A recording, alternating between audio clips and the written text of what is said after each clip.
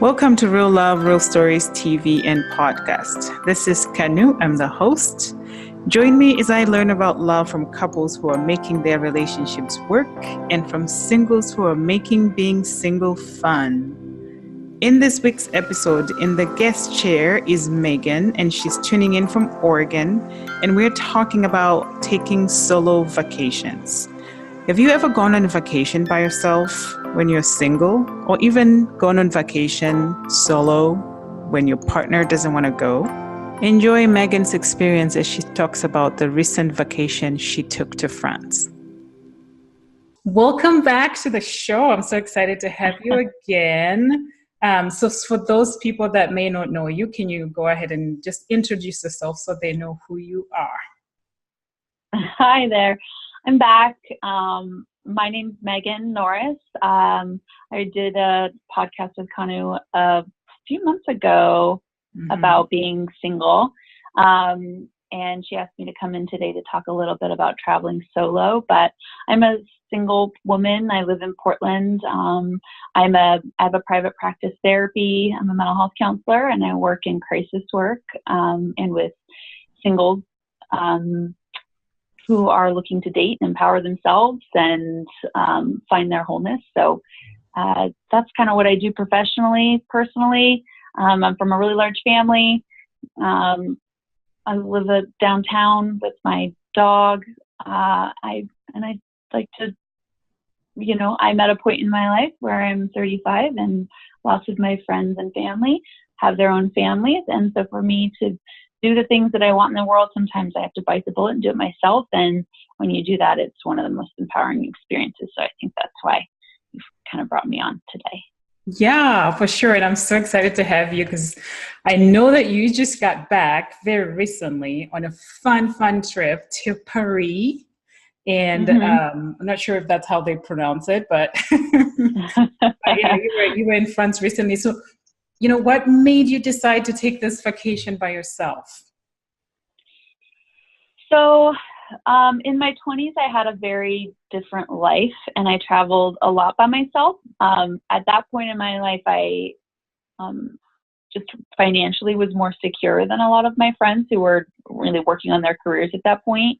And so I had the personal flexibility and finances to be able to travel when people didn't. And so that's what kind of pushed me into it in the first place. And then I switched careers and finances changed.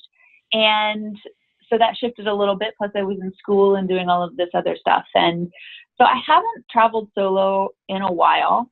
And what prompted this trip was mostly a lot of my friends and family, like I said just a moment ago, are in totally different phases of their life than myself, which is awesome and incredible for them and can create some discourse, I think, a little bit. Not even just conflict or anything like that, but just in how do I respect where your life is at, but also respect where my life is at if you can't join me.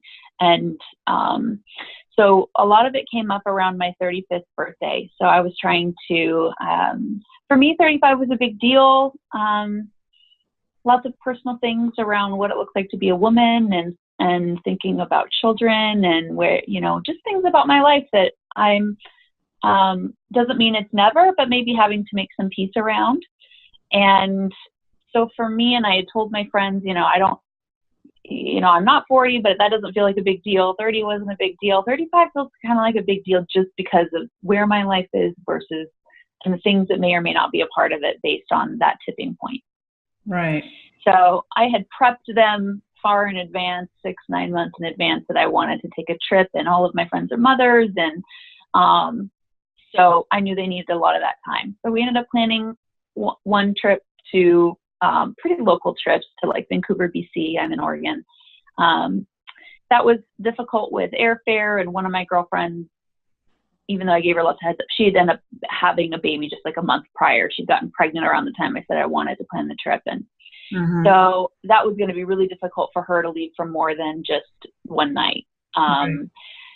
So, and I have a pretty small group of friends. It was about 4. So we ended up nixing that trip, and I was like, well, let's just do, I love my friends. I love their partners. I was like, let's just do like a big gang trip to the beach. We'll just get a big beach house, you bring your partners. Hopefully that'll make it easier on everybody. It didn't. It made it harder. And at a certain point, it was so much work and frustration and guilt, and was just so difficult and just so highlighted that they, even as much as they wanted to, they weren't in a place to meet me where I was at. And so I canceled both the trips and said, I'm just going to do me. That's really important for me. And so I had to haggle over, you know, the responsibility of wanting to involve my friends who feel like family, and the guilt of not involving them, you know. But you know, at a certain point, you have to think about yourself. What, you know, one of my girlfriends, when I was planning my trip, she was like, well, my husband and I are going to New York for my 35th. So her friends weren't even a factor in her planning her life, right? She has a family, and she has people that she are her priorities and go-tos. And it's wonderful if friends fit into that, but I'm not the person who she stops and thinks, can I do this if Megan can't go? And yet all of my social interactions, because I don't have a family, I have a large, wonderful family, but I don't have a partner or babies myself, tends to revolve around myself. So I found myself feeling like, why do I have this responsibility towards my friends who don't have the same responsibility towards me? Not in any bad way, but it's just the reality of where we're at. So when that kind of dawned on me, I was like, yeah, I don't know why I'm doing this. I don't know why I feel bad planning a trip that now I don't want to go on, because I feel like everybody's going to be resentful and grumpy. So I'm just going to do me. So that's how Paris happened. I was trying to look at a bunch of I've been to Paris a few times, but not since my early 20s. And I had been trying to look at a few other places, most of which were a little bit dangerous, like Turkey and Marrakesh and things like that. So I decided not to necessarily check a bucket list item, but just to go to a place that I found beautiful and wonderful and I felt safe in the past, and someplace I could go and just really embrace my aloneness in an incredible city. And it made the flights easy and all of those pieces. So it just kind of worked out. And I decided to cancel the trips, and I booked the flight the next day, and I booked the Airbnb 3 days later, and then I left. That's awesome. Well, first of all, happy belated birthday, because that was what, last month? Thanks. Right? That was, a month ago. Yeah. And secondly, I can totally relate. I mean, sometimes it's even harder to arrange a happy hour, a local happy hour. A month. Right. To kind of get everybody's schedule aligned, and then schedule something, and later on to schedule something that takes you across the world. I mean, that's, you know, it can be very challenging. So can you walk me through what were some of the fun things that you did on this vacation? Well, all of it's fun. I mean, let's see. On my 35th birthday, so the reason Paris hit my radar as a place to re-go was that they were having, there's one winery so the neighborhoods of Paris are called, I'm going to butcher the language because it's hard to say, but arrondissements. But in basically Paris Central, there's one winery that's not like a tasting room, it's a full winery. So the only Parisian winery in Paris was having their Crush Week, and went like that weekend, and a whole festival the weekend of my birthday, the 12th through the 14th, and mine was October 13th. Okay. So that was like a big thing. So I went to the Parisian Wine Festival, and there's just street stuff everywhere. Did lots of wine tasting. The evening of my birthday, I went to the Eiffel Tower just to see all the showings because it's just so iconic. Right. And on my birthday night, it ended up being just the most random night. I had gotten a restaurant referral from my Airbnb host, and I was trying to track it, and I couldn't find it I couldn't find it, essentially. I was walking down this tiny street. The addresses there are a little hidden sometimes. So I ended up walking into this tiny little bar. There was this French woman sitting at the table by herself, and a handsome bartender. I was like, perfect people to talk to. So she ends up being, she's like, my name is Charlotte. I'm a French model. This is my boyfriend. So The we bartender? ended up talking.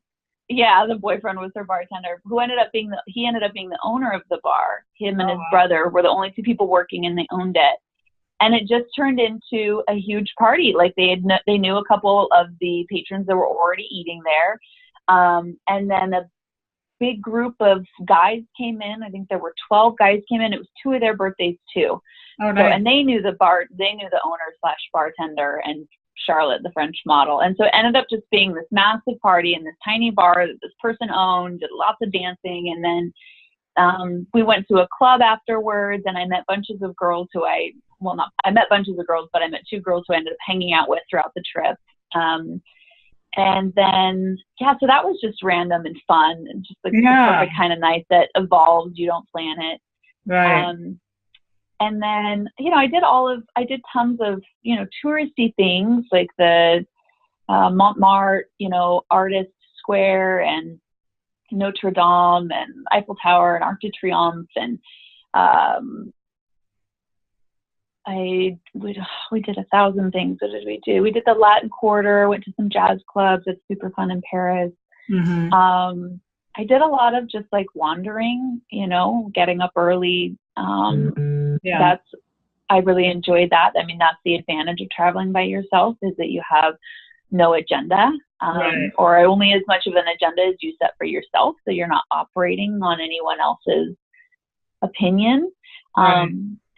And we did the, I can't remember the names right now, the catacombs, which was super interesting. So we did the underneath of Paris. I don't know. We did a lot of things, but I think the best thing that I did, the other thing that I like to do when I travel solo or travel in general is when I go to a country, I like to take a cooking class. Okay. It's a really, really fun way to just get into the food and learn something new, and you get to mingle with people who are either local or like-minded travelers, people traveling around. Right. So I found this guy who I try to find. I'm not so much into touristy stuff. I like to find pretty local things. So although doing a cooking class is fairly touristy, this gentleman had been on the Food Network and all of these different things, and he had a kitchen in his home, and he was a true Parisian. He's from Paris. And what the plan was is we met at a cafe, and there were 6 participants total. Mm-hmm. And we decided on a menu together, just there on the spot. And then he takes you to the local market, and the local markets are only open on Tuesdays and Fridays when they bring in all the fresh wares. So he takes you to the local market, and then you can only make a menu out of whatever's in season. And then he walks you through all of the special things around how to pick certain like fruits and vegetables, what makes this fish fresh and that not, how did this cheese was made, why, like in Europe, you buy meats and like fish and chicken, things like that, with their heads and their body parts still on. And he talked you through like why they do that. And so you can tell what kind of life the animal had and whether they were like farm raised and if they were in the grass. Like, it's super interesting. And then he took us back to his home, which had a full kitchen, and just talked us through. So it was, I don't know, it was just like the most amazing experience. It went from 9 a.m. It was supposed to go till 3, and I don't think we left till 6:30. So we drank lots of wine, and you just have a huge meal together, and you make friends. And I do intimate stuff a little bit better than big crowds. I'm kind of a one-on-one kind of person. So I don't know. That was probably my most favorite thing.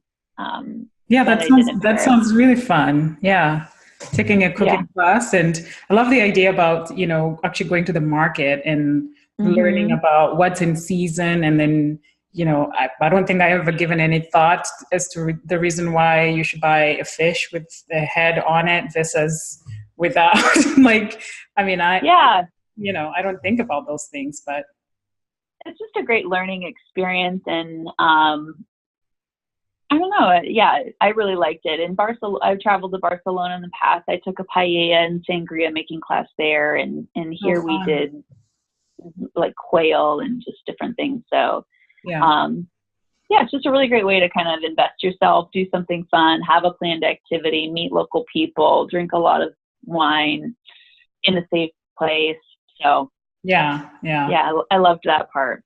That's awesome. So, with all this fun cooking and all these things that you did, were there any single guys there that perhaps you, I don't know, came across and, maybe nothing romantic, but like connections, right? Full friendship. Yeah. No, not so much. I mean, the French have a reputation and around friendliness. And I would say I don't experience them as being unfriendly or anything like that. I thoroughly enjoyed my time. There was always somebody to help me or talk me through something. But they're maybe how kind of people conceptualize New Yorkers. Like they're just very direct. They're doing their own thing. And so it can feel like they're not giving you the time of day. Right. So certainly they're not warm, I would say, as a culture, unless they go so out of their way. I mean, if you go to somebody's house for dinner, they cook you a 5-course meal, and they put an incredible amount of investment in work and connection. But just in a layman's person, if I'm going to a restaurant, it would take me a long time for someone to come over to me, or, same as in a store, things like that. So they're certainly not going out of their way to be like, hi, how are you? And I mean, I guess the night of my birthday, there were lots of guys there who were super fun. Most of them were coupled, though, I would think. And yes, it was fun, but no love connections for sure. Yeah. No. I mean, I've heard stories of people that go on vacation and, you least expect it. You're sitting somewhere and you're having a glass of wine and, some guy shows up, and that's how Serena Williams and her husband, how they met, right? Oh, Somewhere in man, Europe. he must have been bold. Walk up to Serena Williams. I definitely had that happen to me. I don't think this was my third time in Paris. That's not ever been my experience there, and whether that's cultural or whether they as a culture they have a very different like body type or a beauty ideal. I don't quite fit that, and so these are just like general things that I can maybe use as stereotypes. I don't know, but yeah, I mean, they have a little bit of a different beauty ideal that is not a mold that I necessarily fit into. I think that they just culturally aren't necessarily, they're not unfriendly, but they don't go out of their way to be friendly, I don't think, to people. I had that experience in New York, in Mexico, in Spain, lots of times in Italy as well, but not in France. Oh, okay. Where you've traveled and met somebody. Other places I've met people, or I mean, even if I haven't personally had a connection, I've garnered a lot of attention, and that's been obvious, and I did not feel that way at all in Paris. Yeah, and that's which is kind of nice. When you're going by yourself, you don't want to be like heckled by a bunch of people or like have people all over you. It's kind of nice to just be a wallflower a little bit and do your own thing. And a lot of people challenge you. They're like a lot of the French women that I met and hung out with when I was there. Like it's so brave of you to travel by yourself. I would never do that. I mean, I can't even imagine what it would be like to be alone that much. Or, so there's a lot of these like exclamations around bravery to travel by yourself, which I think is interesting. Yeah. I don't consider it necessarily brave. I'm single. I do everything by myself. Why would I only do it within a 5-mile radius of my home? So that's interesting to me. And they, traveling by yourself is an incredible and powerful experience. I think that you learn so much about yourself, positive and negative, like your strengths, and you're not able to avoid who you are, right? There's no tucking it away. But there's certainly, is it lonely at times? Absolutely. Does it make it hard to not have someone to lean on sometimes? Absolutely. Yeah. Would it be nice to have a dinner date sometimes? Absolutely. But you can say the same for when you travel with someone else. When you're with someone else, would it be nice to just be alone and to not have to coordinate what you do every moment of every day? Absolutely. Right. So there's always these positives and negatives around what it looks like to travel, regardless of whether you go with a group, with friends, with a partner, by yourself, on a tour, whatever it looks like, there's always going to be advantages. There's just this, I don't even know if it's a stigma, but like this awe around single travelers, particularly for women. Yeah. Well, it's interesting you say that. Tomorrow is my birthday. And oh my goodness, happy birthday. Thank you. And I procrastinated a lot. I wanted to go somewhere local, San Diego or LA. I was like, I'll just go for 2 days. But I know there are, fires in California, and now everything I think is kind of good now. But I was like, I'll just buy a ticket, and tickets are very cheap from Phoenix to fly to LA or something, and spend a couple of days. And I've been there by myself, but business, for business reasons and back. But this time around, I'm like, for fun, what am I going to do? And I just started thinking about that, and I ended up talking myself out of, going to LA or San Diego for my birthday, which is kind of sad because I wanted to go there. Which is why I thought it would be good for us to chat about, traveling, while single, and how it's doable and it's fun, and you can actually end up, having more fun than, probably you would have had you going with your friends. I mean, it is a different kind of fun, but so anyway, so what would be some of the tips that you would give for single females traveling solo? Are there any tips that you would like to share? That's a good question. The first thing I want to touch on is that I don't think that everybody loves to travel solo. To be quite honest, I would probably prefer to travel with someone else. I think the empowerment piece is not saying you have to travel alone if you're single.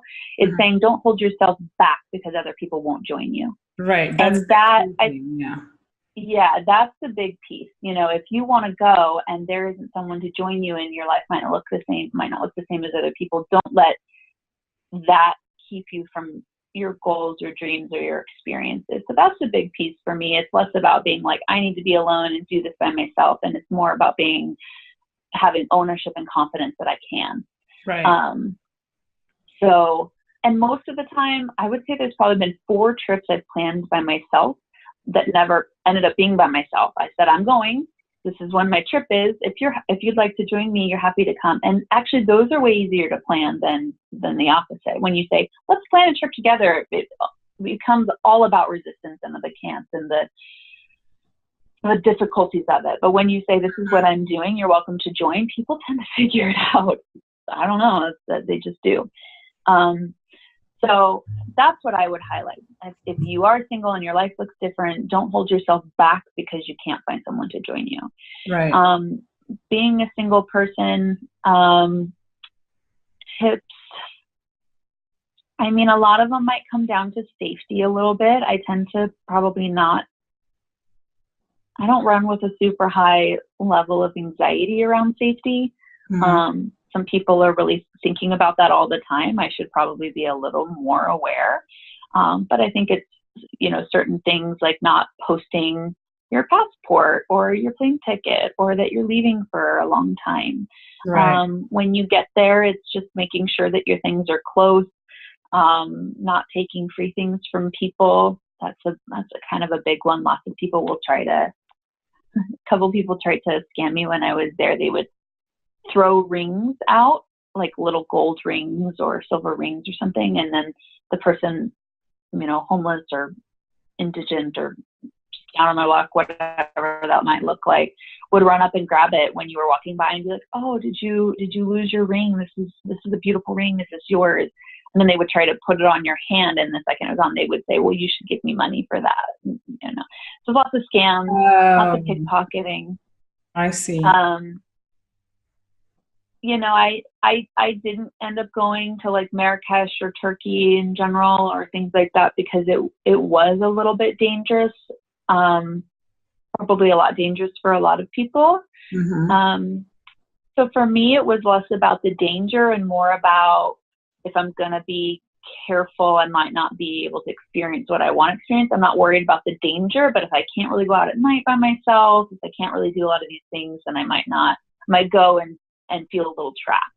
And so I didn't want that to be my experience. So I think you have to find your own comfort around what countries you want to go to. You know, Mexico's had lots of things that have made it feel like fear mongering a little bit about why not to travel there, around the cartels and some of that's very real, and some of that's, not to say that it's not real, but the fear is built up much bigger than it needs to be for the average person. I tend to jump on my plane ticket as quickly as I can to get a cheap one. Cheap places are easier to find and you have a lot more flexibility. So start with your plane ticket. You can find an Airbnb, a hotel. There's lots of options for places to go for that. So what was your experience with Airbnb, being in another country?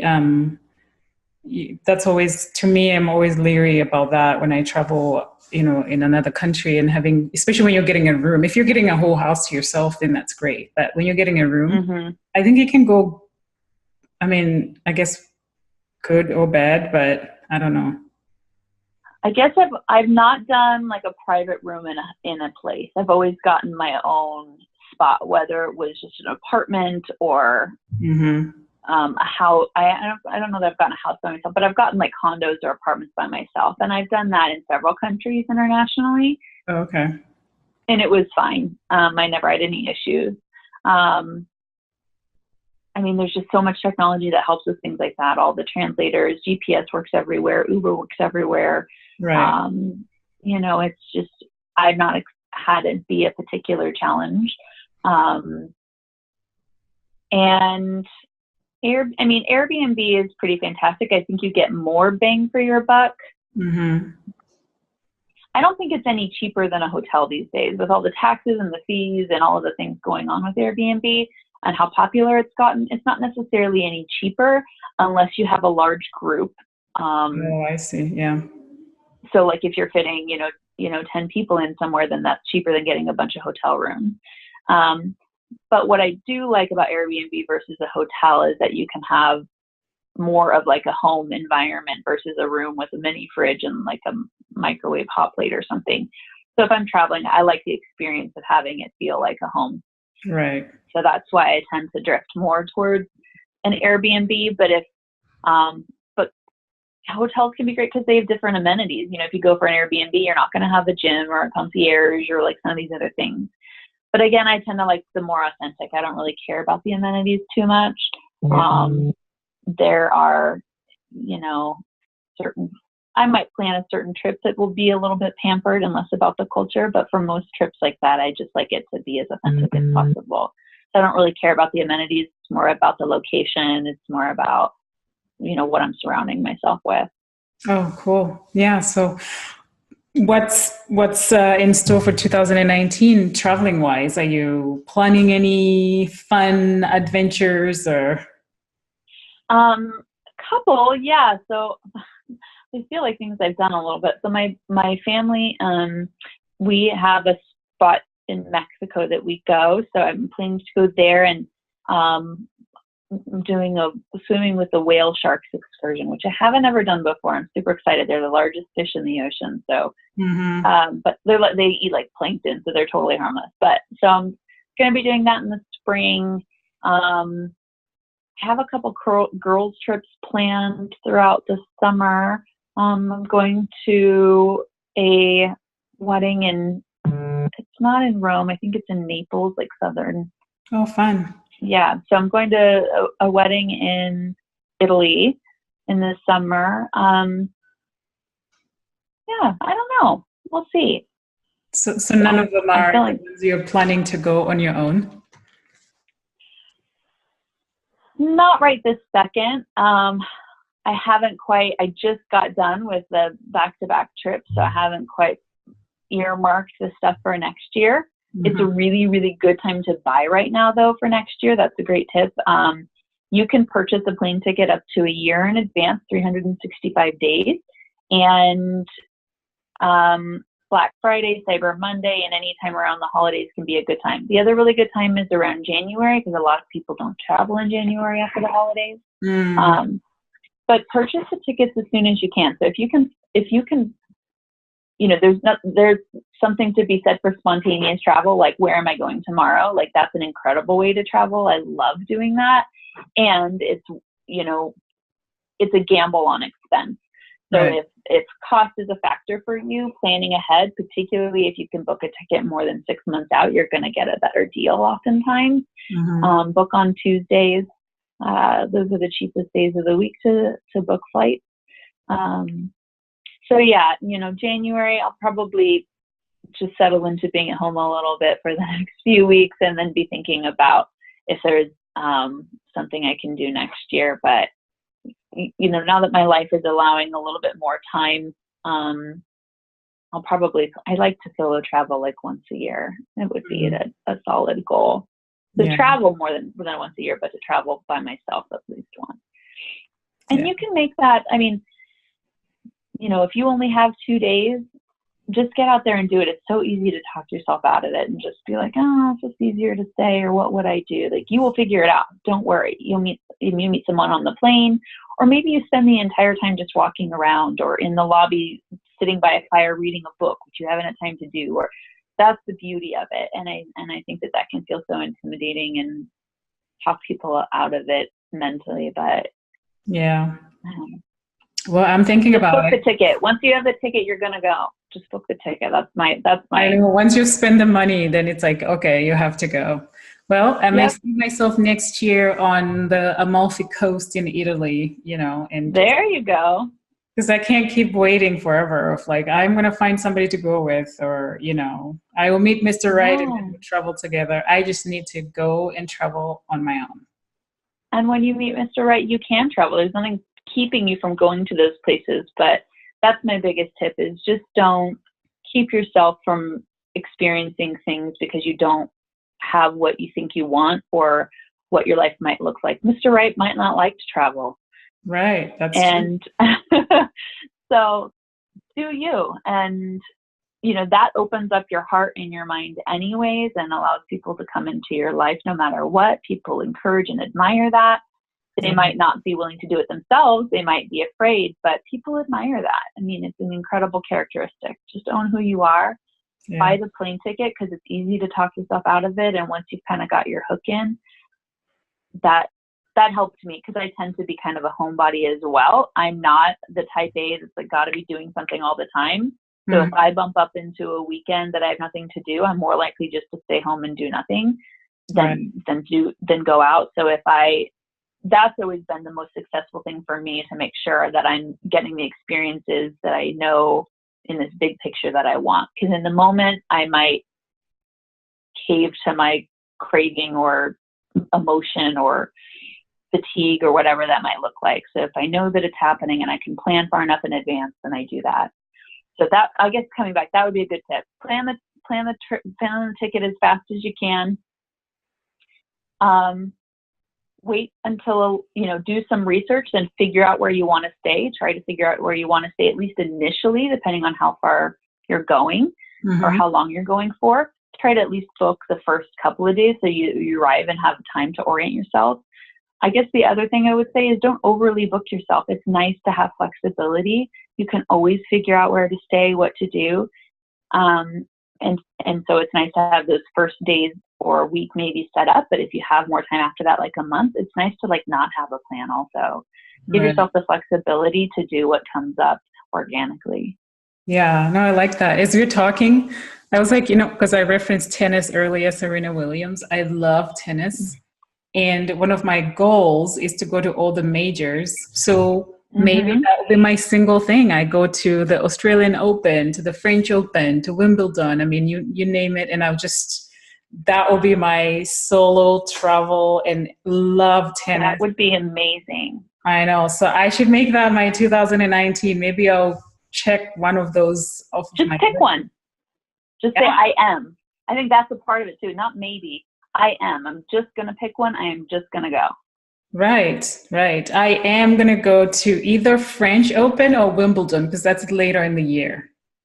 There you go. When's the French Open? French Open, I think it's in September.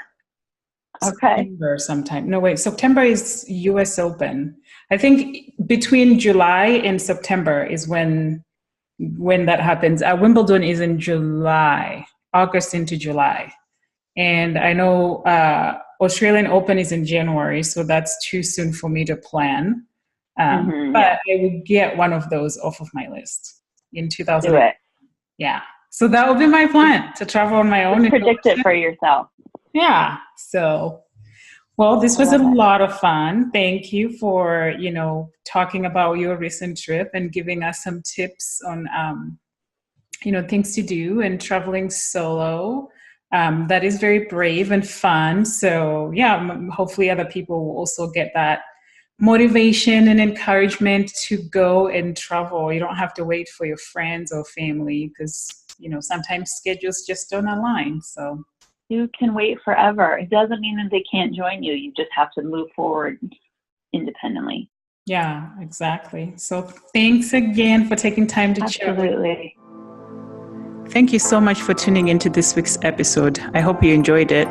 Please remember to subscribe, rate, and review in iTunes. And you can always find more information on my interviews at realloverealstories.com and also by following me on Instagram and Facebook under Real Love Real Stories. Till next time.